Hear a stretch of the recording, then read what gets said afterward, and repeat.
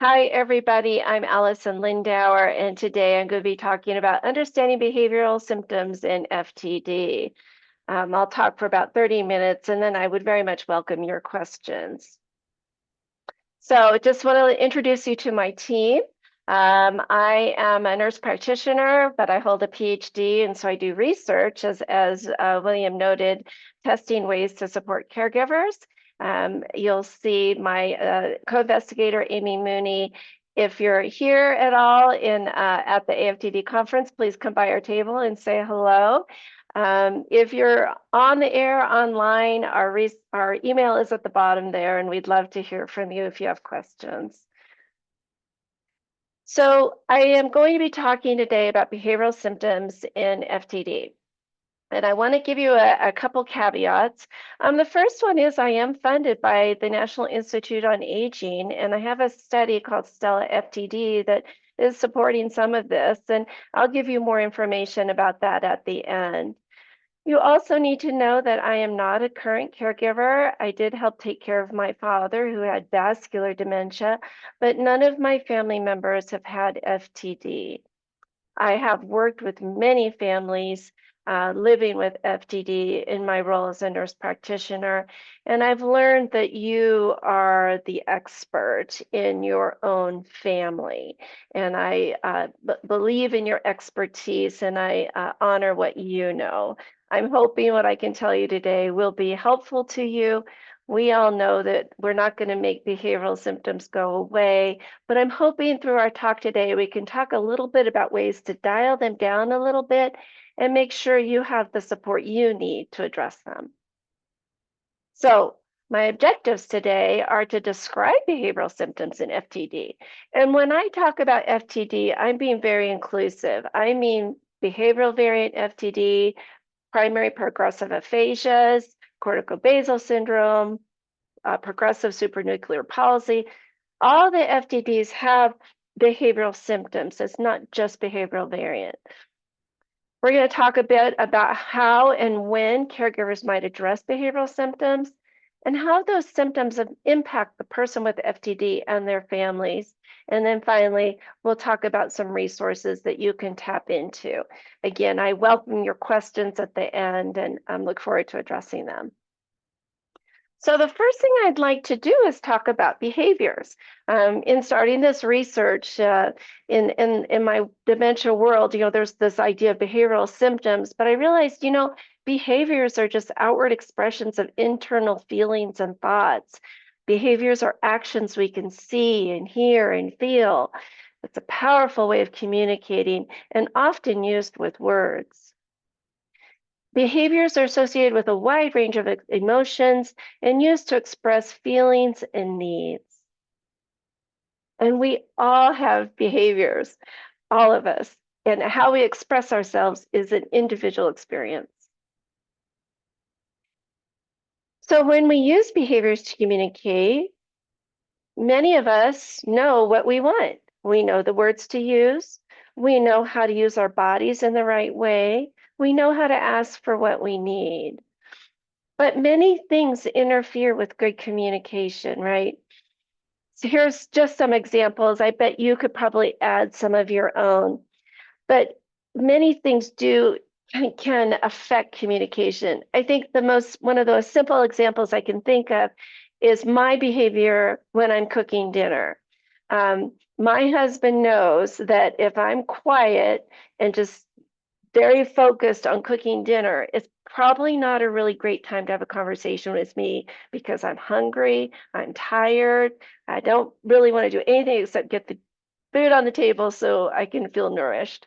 My body language is telling him what's going on. My behavior is telling him what's going on. And again, many things interfere with good communication. And of course, the brain changes that come with FTD. But just to review, FTD affects the parts of the brain that help us communicate. The front part, the frontal lobe, and the sides. And what theorists tell us is that these behavioral symptoms are due to several things. Sometimes it's due to unmet needs.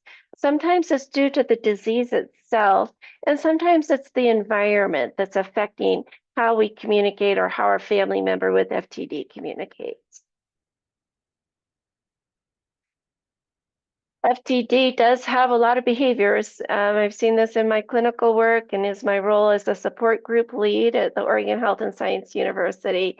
But these are some of the more common ones. Maybe you've seen them yourself. Apathy, disinhibition, loss of empathy, changes in eating habits, compulsive behaviors, and problems with decision making. As a clinician, I work as a nurse practitioner at a dementia clinic, and I work with families who live with FTD. And so my job is to support them on this path.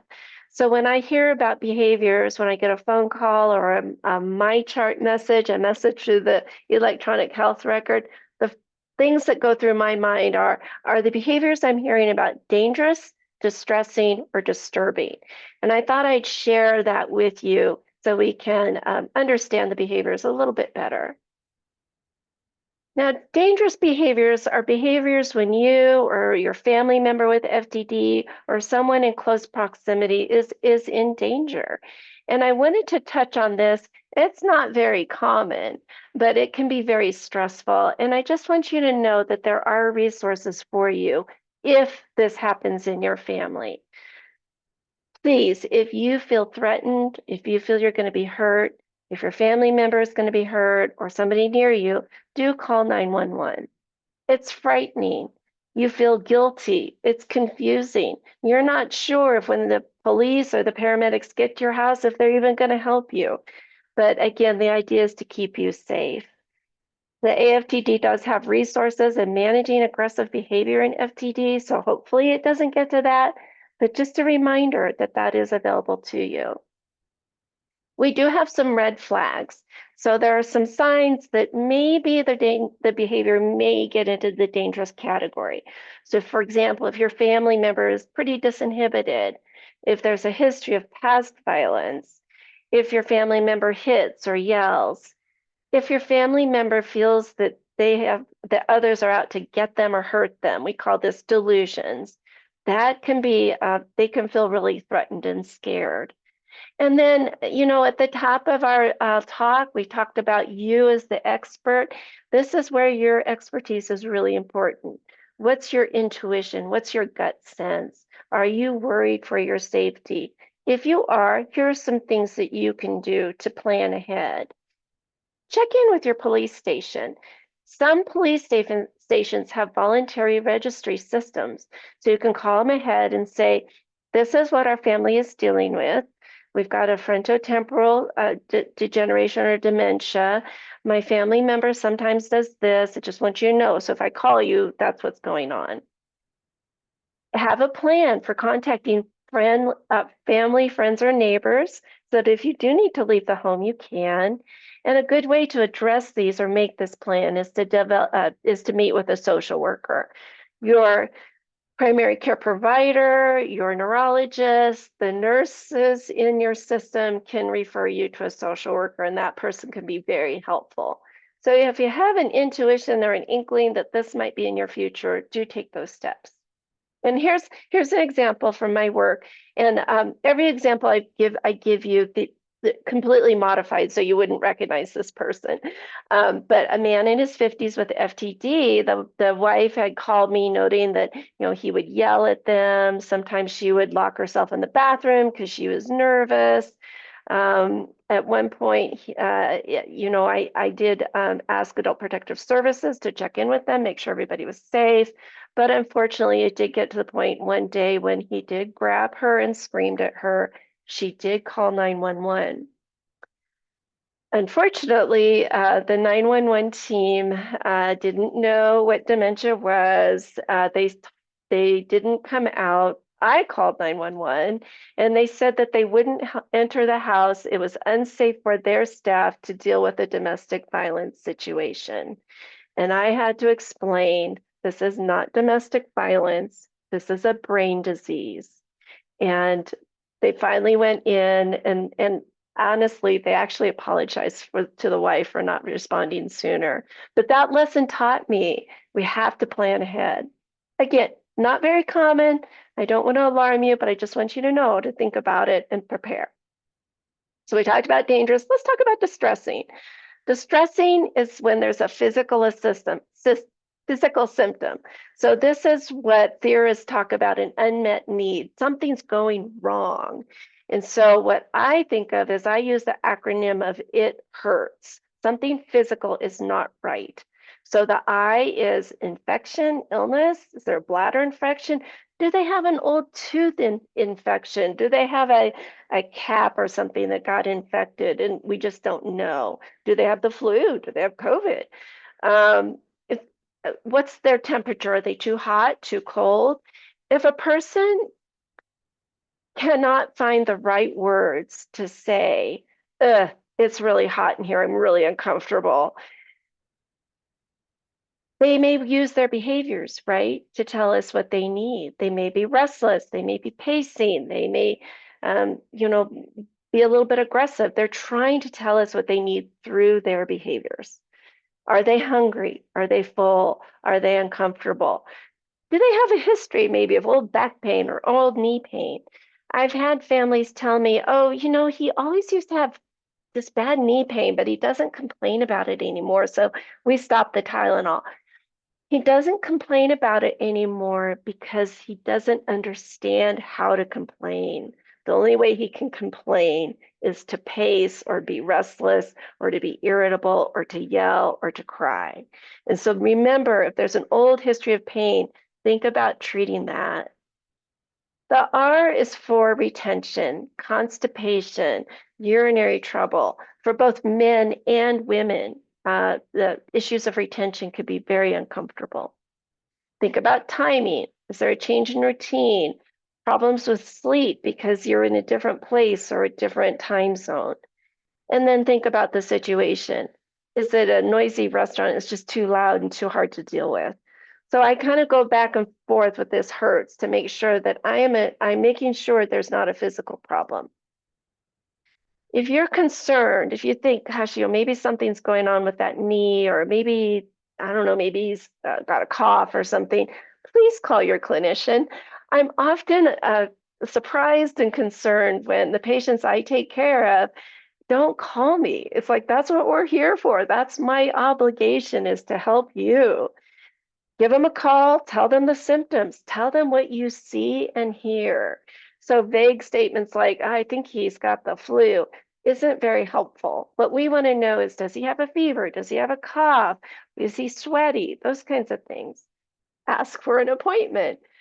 It may be uncomfortable to wait for days for them to call you back. Make an appointment, get in there, because you don't have to do this alone. You don't have to be the diagnostician in this situation. When a behavior is new or worse, call your team. So here's an example of a woman with corticobasal syndrome that I knew about and I cared for. She stops eating her meals. She normally likes to walk, but now she's like really walking and won't even sit down. And so the family and I are like trying to figure out what's going on. Is this a new compulsion? Is she constipated? Is it a bladder infection? Does she have dental pain? We're trying to figure it out. And we bring her into the office and we put on do an exam. We have to do an exam. And lo and behold, the person has shingles. And shingles, as you know, is a very painful blister on the skin, back, chest, sometimes on the face. In her situation, it was on her back. So we weren't able to see it until we actually had her take her clothes off. And very painful, and able to treat that with a antiviral medication. But it's a good example of how she did not have the words to be able to say, geez, my back is really hurting. Can you please call my team and ask them for an appointment so I can treat this? She wasn't able to access that. So she told us in a different way with her behavior. So when you work with a professional, make sure you write down your questions before the visit, or even better, send your questions ahead of time through the electronic medical record if you can do that. When my patients do that, I actually take their words and put it right in my notes so we all know we're on the same page. Share notes Share videos. Videos are very helpful. And comments from other people in the family or other caregivers. Bring all the medications to the visits, all the supplements. Many times the new behavior is when there's a new medication change. Remind the team of the medical history. Perhaps your family member just had a recent exam and they were fine. If you're not content with the answer, ask for a second opinion. A good professional will respect that and honor that and not judge you for that. If they do, that's kind of a sign that it's a little bit concerning. I recommend that my patients follow the dentist model, meaning I want to see them every 6 months just to check in and see how things are going. We have a standing appointment, easy to cancel. If everything's fine, just cancel it. Most of the time, I just like to check in, and they do too. You work hard as a family caregiver. You try to keep structure in your life. You are sympathetic, empathetic, trying to do everything you can. Few things disrupt your hard work like an acute illness like shingles, the flu, pneumonia, or COVID. I highly recommend that you and your person with FTD get vaccinated with these because it just blows away all your good work. Okay, so now let's talk about disturbing. And I'm mindful of the time. We have about another 10 minutes, so think of your questions and we can answer them after.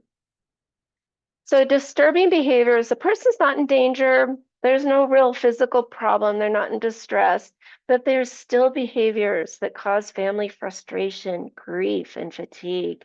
And so I'd like to talk about those for just a couple minutes.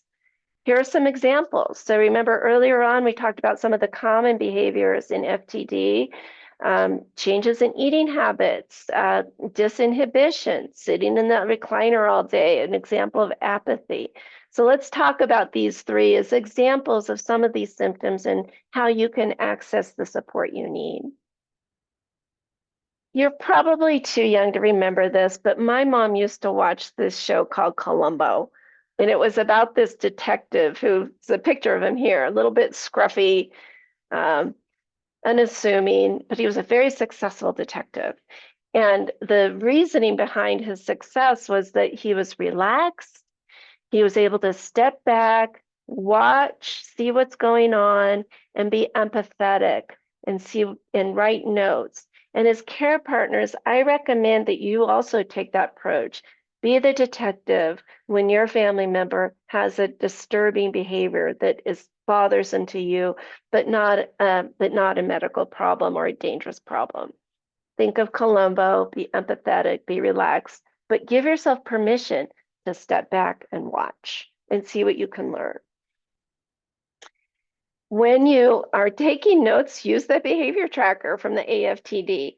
This is a great way to note when the behavior happens, what's going on, what kind of approaches you've tried.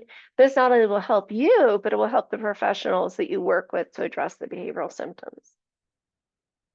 When you do your observations, think of clues as a detective. What's tipping you off? What's the environment like? What's the schedule? Are there other people around? What time of day is it? Is your family member bored, tired, hungry? All of those things can contribute to behavioral symptoms. And, I'm going to keep saying this, don't do this alone. There are a lot of specialists that can help you and help your family member with FTD. Our goal is to maintain your family's members and yours, your dignity and your agency, and there are people that can help you. I want to remind you that if your family member has a diagnosis of frontotemporal degeneration or dementia, that you are likely eligible for home care services. Each insurance company is a little different, so check it out before you sign up. But Medicare used to have a rule that a person had to be physically homebound to get home care services. We now know that if a person with any kind of dementia can't leave the house for safety reasons, they may be physically strong enough, they're still technically homebound and can receive these services. Another way to get the services is to ask your primary care professional, your neurologist for a referral for outpatient services. So let's talk about them. So The symptom of eating everything in the kitchen. An occupational therapist could be a big help here. This is a really tough behavior, and it can be very disruptive to the family. An occupational therapist can work with you in your home to make the kitchen less accessible to your family member with FTD, and maybe think of other activities to divert attention away from the kitchen. Again, an occupational therapist you can see on an outpatient basis. If you were to do this, I would highly recommend that you take a video of your kitchen so your occupational therapist can really help you. But likely they could come into your home and really do a good evaluation. Another type of professional that can help you here is a dietitian. They can identify ways to address oral fixations, which is sometimes a symptom of FTD. They can help with identifying healthy snacks and other ways of managing nutrition. Again, ask your team for a referral for that. Crying for no obvious reason. This is a disinhibited type of behavior. And again, it could be because of an inability to communicate an unmet need, trying to express themselves, but being really frustrated. A speech and language pathologist can be a huge help in these situations, and they can help with communication for everybody in the family. They can identify strategies if you need to redirect, and they can provide emotional support. Speech and language pathologists are all over the place at this conference, and they're a huge help to our community. So definitely, if your family member has trouble communicating, have your professional make a referral fairly soon so that you can get that excellent support. Sitting in a recliner all day. Apathy is one of the hardest symptoms to deal with in FTD. It's really hard to get a person engaged in the world if they can't quite do it. Here's some examples of professionals that might be able to help you. A physical therapist can be a great resource. They can interview you, talk about, is there an old injury? They can look at a person's balance and stability. They can suggest exercises that your family member might be interested in. They can really help you think of creative ways to deal with this. And again, we're coming back to our occupational therapist. They can help you identify strategies to engage in other activities. Here's our list again on how to interact with your professionals. It's a repeat slide, but just a reminder. So we just talked about 3 levels of behaviors. The most important message I have here is ask for help and then ask again. We've all been in situations where like, okay, I really need to, make that dental appointment, get that massage. You get on the phone, you're put on hold, you don't get the right care, you don't get what you need. You have to go back and ask again. But when you hit that sweet spot and find that right person, it can be really helpful. So keep trying. Now, behavioral symptoms in FTD affect the whole family, right? It's the person with FTD who all of us want to have the dignity and the agency and the independence in the family maintained. But it also can affect you as the care partner. For those of you who saw Katie Brandt's presentation, she was saying, I wish there was a vaccine for caregiver strain. Boy, I do too, because we know that a stressed caregiver is at high risk for anxiety, depression, high blood pressure, weight loss, weight gain, neglecting their own health needs. Do talk to your own primary care professional. Tell them that you're a caregiver. Have them advocate for you so you get the best care for you too. The behavioral symptoms can cause us to isolate the exhaustion, the grief, the worry, even financial strain. The impact of the behavioral symptoms is really tough. You deserve support for you and your family. Unfortunately, you have to be the one that goes out to get it. But once you do, I hope our professionals can help you. Remember to ask for support from your primary care professional, your neurologist. The nurses in these practices can be just amazing, so contact them, a social worker, your peers, and don't forget your community. Your community members might be afraid, they may not know what to do, they may not know how to help. And again, you're in this situation where you're going to have to teach them. But if you belong to a religious community, an athletic community, this is the time that people want to help you. And so reach out, tell them what you need, call the pastor, call the director, say, hey, can somebody please take my friend for a walk? Can somebody bring us a casserole? Walk the dog, vacuum the living room. Just give them a whole list and let them figure out how they want to help you. And remember, ask for help and then ask again. Here are some resources. I know this slide or this presentation is being videotaped, so I'm not going to go into great detail on all the resources for you. But again, I do think the AFTD is the perfect place to start, and I'm so glad you're here. There are other services, and then here's some tips on how to find therapies like physical therapy, occupational therapy. And then I have to do the selfish plug and let you know that we are doing a study at OHSU in which we work with caregivers to help them learn how to manage the upsetting behaviors that come with frontotemporal dementia. This study is in the United States with a computer who cares for a family member with FTD. And my information is here. You're welcome to give us a call. We'd love to hear from you. So with that, I am going to turn it over to Will and take some questions. We talked about the objectives. I'm just going to go straight to questions.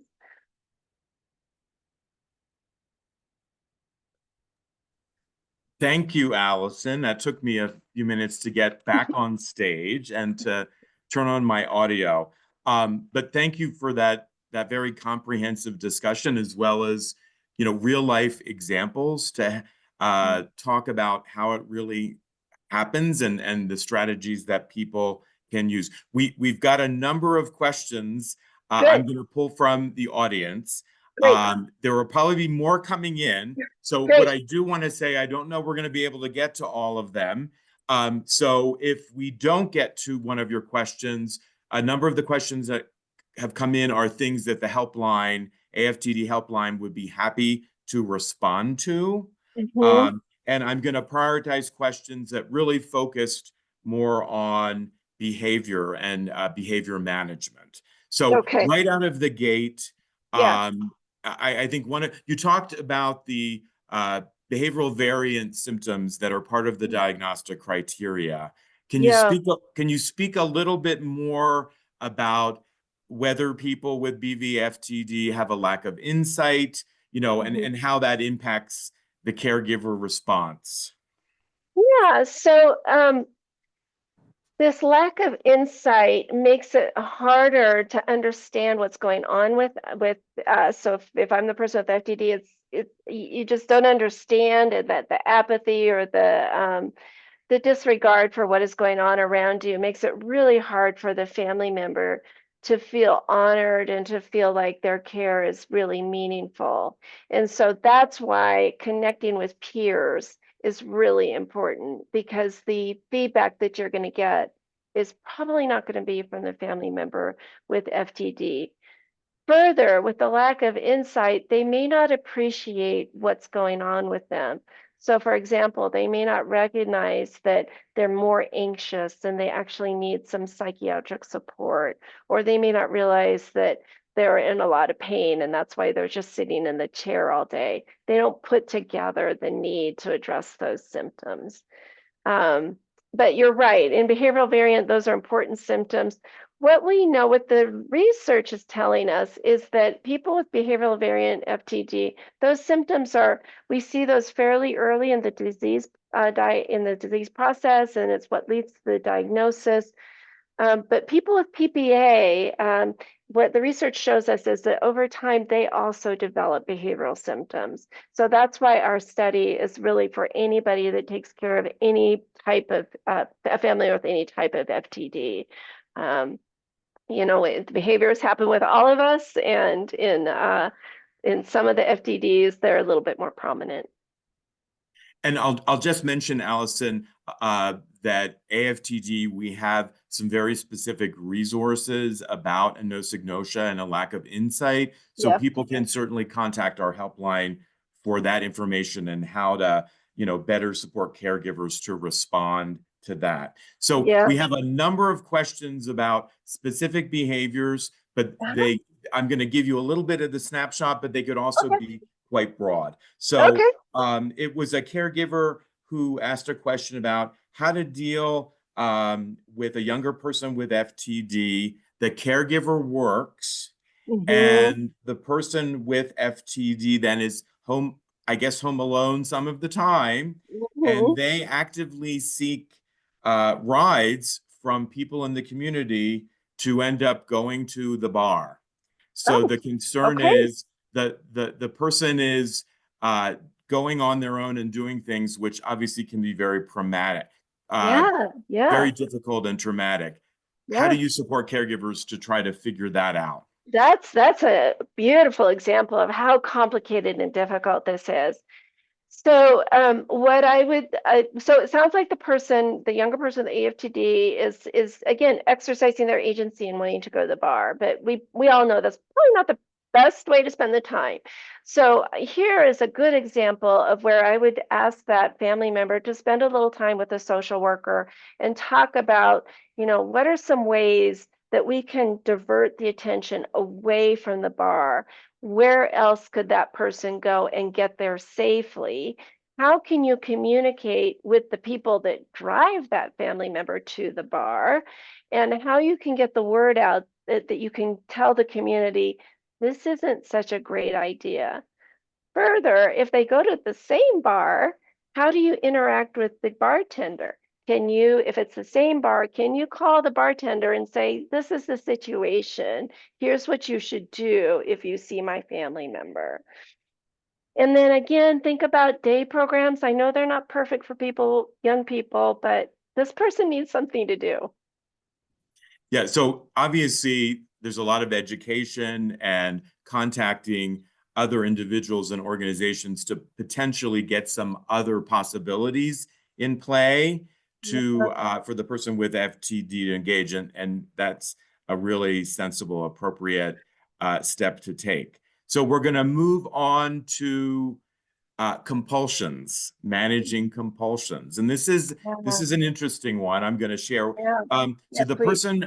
the person with FTD, their compulsion is they're constantly checking their email for emails, and wanting to see if anything's there, deleting emails, and that may sound like, well, sure, what's the problem with that? Well, Don't do that. the challenge, I do that all the time, right? I'm always looking at Right. email. But Sure. I think that the challenge is the person gets very anxious about this, Yes. and that they have a Yes. heightened sense of anxiety. Yes. So what are your further thoughts on how Yeah. to address the anxiety of a compulsion that Yeah. on the front end seems like, well, that shouldn't be a problem, but it is because the It person is. is upset.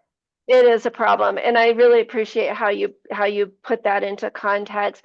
Sure, we all check our email, but the problem here is that the person that's checking the email is getting pretty anxious. And this is a really great example of where you need to have a team. I'm saying you to the care partner, but you probably have already talked to your neurologist, your professional care provider about this. And I certainly hope that they are working with you on this symptom. This is a good example of a symptom that actually might need a little bit of medication. If you've already talked to them and they're already on maybe an SSRI to dial down those compulsions, it sounds like if you could have a psychiatrist on the team to really examine and make sure that they're getting the right medication. It's an art. It's very difficult sometimes to find the right medication. And so definitely call your professional team. But there are also other people that can help.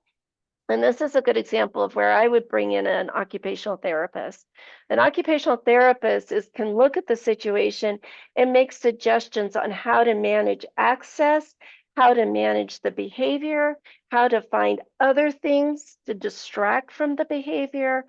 And then it sounds like in your family, you need a tech person that can figure out how to put controls around that email so that, so for example, on my email, if it's a message that comes, if it's a spam email, it automatically goes to spam. But I can also set up my emails so if they come from a specific type of an anonymous request, for example, for money, my email automatically puts it in a different box and I don't even see it. So definitely get the occupational therapist on your side. Tough problem that's going to take a little time and energy on your part to really try to get down to. But if you haven't started with your professional healthcare provider, do that.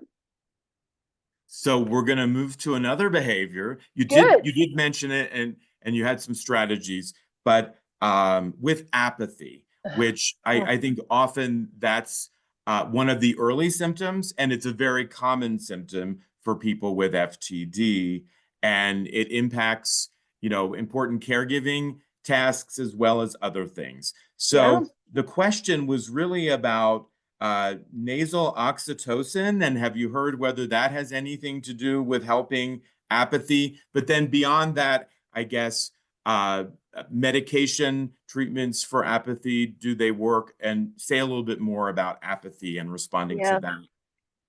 Apathy is common and one of the hardest FTD symptoms to deal with because it's so entrenched, and it's probably causes more stress, I think, than some of the other behaviors because, how do you treat something that's not really happening?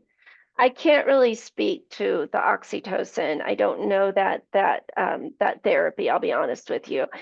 There can be some medication therapies for apathy. Not sure how successful they are.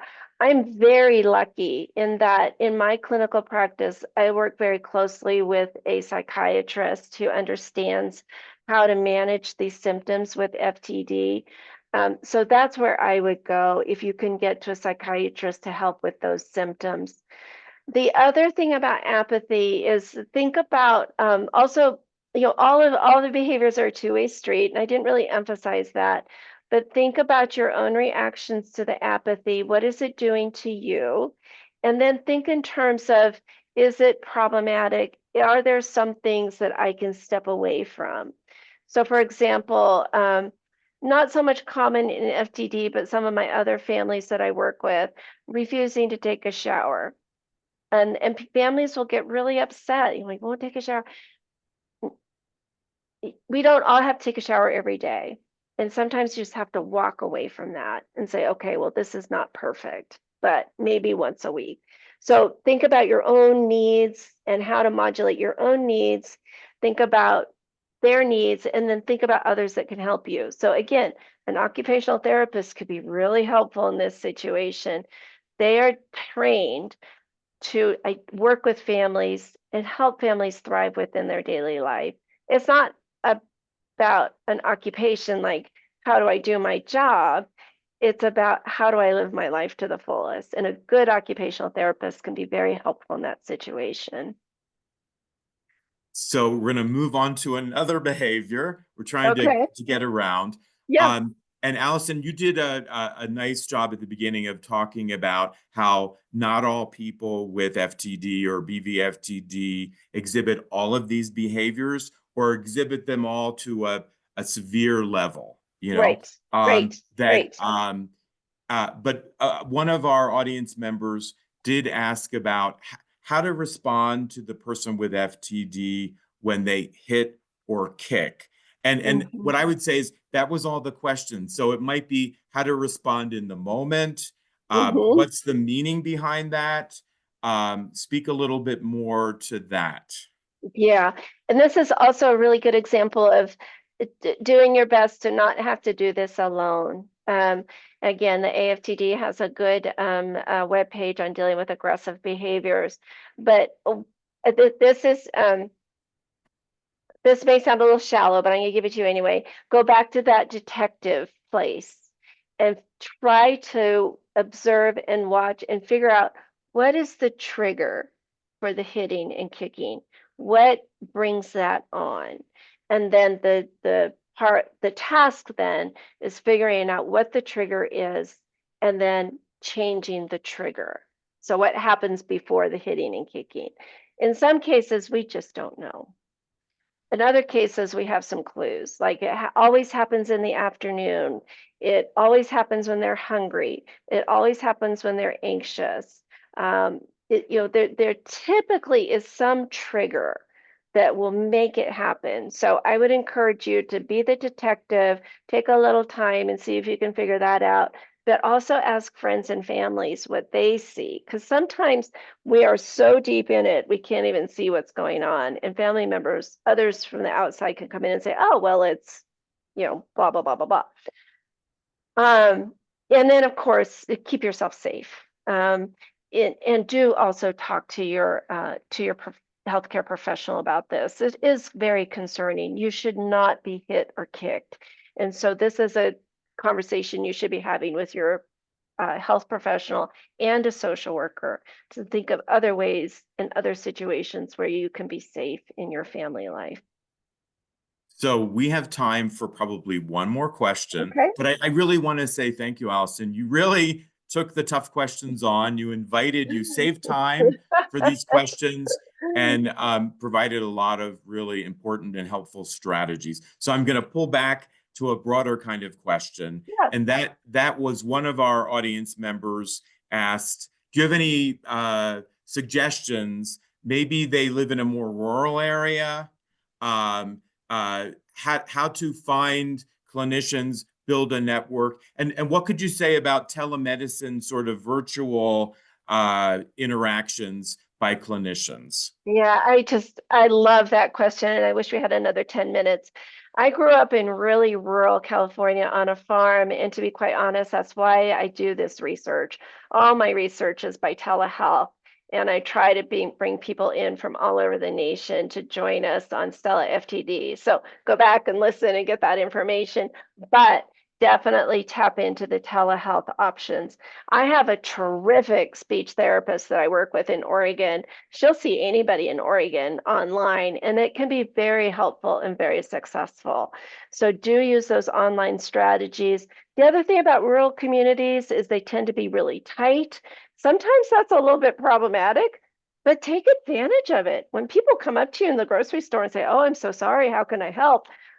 Make a list, take a picture of it on your phone and text them the picture of your list of all the things they can do to help. So they don't have to think, well, what do I do? Just, drive them here, take them for a walk, bring her an ice cream cone, give them something to do. Twist it so living in that rural environment, people can really help you, and you unfortunately have to train them, but take advantage of that close community. So thank you so much, Allison. We are going to bring it to a close. Okay. And know that all of our sessions will be available again virtually post-conference. For those of you that would like, there are some family networking sessions available. You would just go back to the program page and you would see things listed as VBS, groups for either persons who were diagnosed or groups for care partners. There's a young adult care partner group, there's a movement symptom group, there's a communication symptom group, and there's a behavioral symptoms group. So if you want to stay virtually connected and have your lunch, please join us. Otherwise, we will start up again with a plenary at 1:15 Mountain Time. So thank you for joining us. Take good care. Thank you, Allison. A pleasure. Okay, bye everybody.